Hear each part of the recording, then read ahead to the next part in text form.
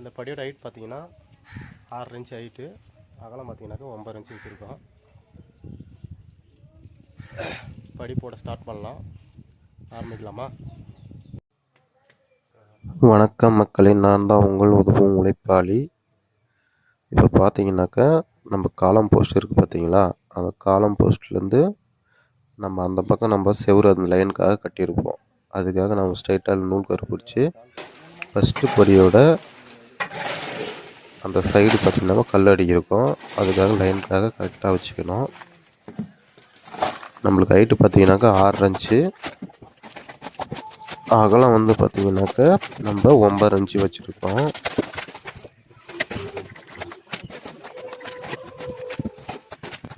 நம்மளுக்கு பார்த்தீங்கன்னாக்கா எவ்வளோ இடம் இருக்குங்களோ அந்த இடத்துக்கு தகுந்த மாதிரி நம்மளுக்கு படியோட அகலமும் நம்மளுக்கு ஹைட்டும் நம்மளுக்கு கிடைக்கும். சரிங்களா? அகலம் ஜாஸ்தியாக இருந்துச்சுன்னா நம்மளுக்கு மினிமம் 10 இன்ச்சு அகலமும் கிடைக்கும். இல்லைனா ஒரு 10 இன்ச்சு 11 இன்ச்சு கூட கிடைக்கும். ஹைட்டும் பார்த்திங்கன்னா அதே சேம் தான். நம்மளுக்கு 6 இன்ச்சும் கிடைக்கும், 5 இன்ச்சும் கிடைக்கும். இன்னும் ஹைட்டு நம்ம இன்னும் குறைக்கலாம் கூட குறைக்கலாம். 5 இன்ச்சு கூட வைக்கலாம், ஒன்றும் பிரச்சனை இல்லை. படி வந்து பார்த்திங்கன்னா ஏறுற மாதிரியே தெரியாது. ஏன்னா நம்ம இடத்துல பார்த்தீங்கன்னாக்கா கொஞ்சம் இடம் கொஞ்சம் கம்மியாக இருக்கிறதுனால நம்மளுக்கு பார்த்தீங்கன்னாக்கா ஹைட்டு வந்து பார்த்திங்கன்னா நம்மளுக்கு 6 இன்ச்சு, அகலம் பார்த்திங்கனாக்கா 9 இன்ச்சு தான் கிடச்சிருக்கு. அதனால் பார்த்திங்கனாக்கா நம்மளுக்கு வந்த அளவுக்காக நம்ம படி போட்டு போயிட்டுருக்கோம். முடிஞ்ச அளவுக்கு படி வந்து நல்லா கொஞ்சம் கெட்டியாகவே கலந்து போங்க. ரொம்ப கொலன்னு போயிட்டாக்க நம்ம மேலே கல் வைக்கிறம்போது கல் பார்த்திங்கனாக்கா கீழே அமுங்கி இறங்கிக்கும். நம்மளுக்கு கரெக்டான அந்த ஹைட் நம்மளுக்கு கிடைக்காது. சரிங்களா? முடிஞ்ச அளவுக்கு கல் இறங்காத மாதிரி கரெக்டாக க்ளீனாக கான்கிரீட் போட்டு க்ளீனாக பேக் பண்ணிக்கோங்க. ஒரு 2 படி அப்படி இல்லைங்கன்னா ஒரு 3 படி போட்டுட்டு லெவல் டிப் ஒரு டைம் செக் பண்ணுங்கள். அப்புறம் பார்த்திங்கன்னா நம்மளுக்கு அகலம் இப்போ 3 படினாக்கா ஒரு உதாரணத்துக்கு ஒரு 10 இன்ச்சு இருக்குனாக்கா 3 படி போடுறோன்னாக்கா அது 30 இன்ச்சு கரெக்டாக வருதான்ட்டு க்ளீனாக செக் பண்ணி பார்த்துக்கோங்க. அப்போ தான் நம்மளுக்கு பார்த்தீங்கன்னாக்கா நம்மளுக்கு வேஸ்ட் ஸ்லாபு க்ளீனாக வரும். ஏன்னா நம்ம குத்தான வச்சுனே கல்லில் குத்தான வச்சு போயிட்டோம்னாக்கா அந்த கல் எப்படி போய் ஒரு நூல் அரை நூல் பார்த்தீங்கன்னாக்கா கொஞ்சம் கீழே இறங்கிக்கும், இல்லைனாக்கா கொஞ்சம் ஏறிக்கும். அதுக்கு தான் பார்த்தீங்கன்னாக்கா 2 படிக்கு ஒரு டைமு க்ளீனாக செக் பண்ணி போட்டு வந்துடுங்க. மேலே பார்த்தீங்கன்னாக்கா நம்ம லேண்டிங் பார்த்தீங்கன்னாக்கா 2.25 அடி 27 இன்ச்சு கொடுத்துருக்கோம். மேலே செவுரை வந்து நம்ம 6 இன்ச்சு கழித்து 27 இன்ச்சு நம்ம லேண்டிங் கொடுத்துருக்கோம். சரிங்களா? செவுரை வந்து எப்போவுமே நம்ம கணக்கு எடுக்கக்கூடாது. நம்ம அங்கே எவ்வளோ நம்ம ஏறுறதுக்கு பேஸ் வேணுமோ நம்ம அதை தான் நம்ம டிவைட் பண்ணி எடுக்கணும். செவுரை வந்து கணக்கு எடுக்கக்கூடாது, செவரும் சேர்த்து எடுக்கக்கூடாது. ஏன்னா நம்ம செவுரு கட்டி க்ளோஸ் பண்ணிடுவோம்.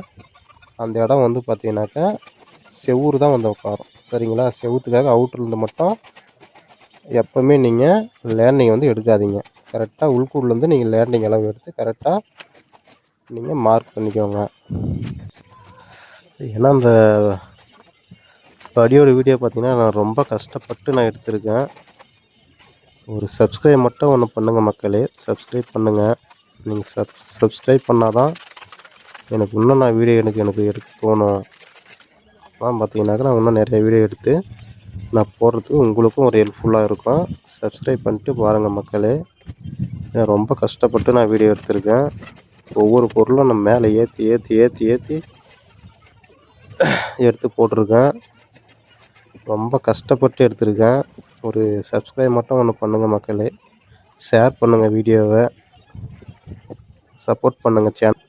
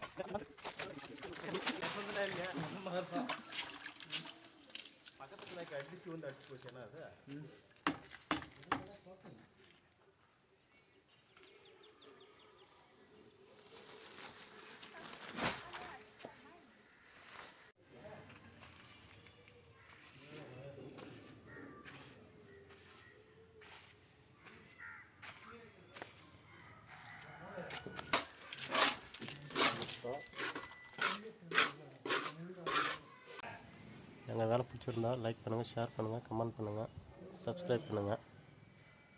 உதவும் ஒளிப்பாளி சேனலுக்கு சப்ஸ்கிரைப் பண்ணுங்கள் மக்களே.